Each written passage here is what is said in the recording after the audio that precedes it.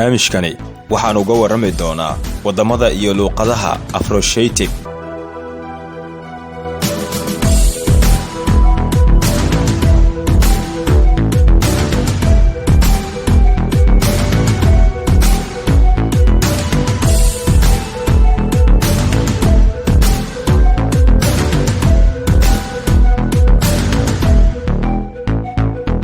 Soomaaliya qayb bay ka tahay wadamada ay jinsiga wadaagaan kuwaas oo gobolka bariga Afrika ku teedsan.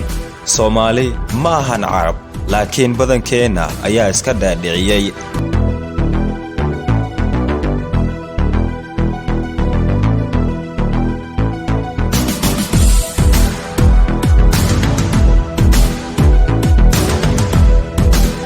asalka luuqaddu waa Kushitic,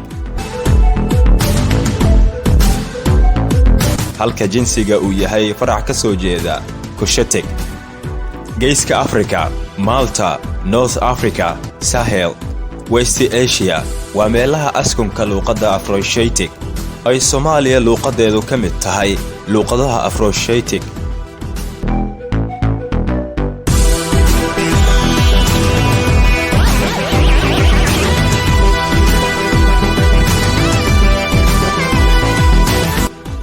Soomaaliya waa qayb ka mid ah qowmiyadaha ka soo jeeda Kushitic. Anfarta, Oromada, Soomaalida iyo wadamo kale waxa ay ka mid yihiin laan qora xagga jinsiga iyo afka.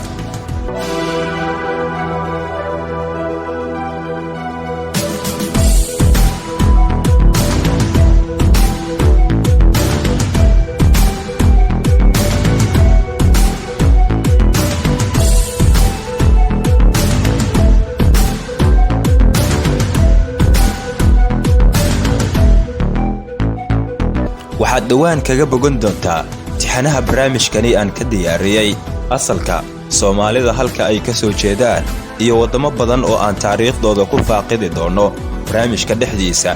Anigoo ah Cabduqaadir Maxamed ayaa soo saaray ilaana socodsiinaya.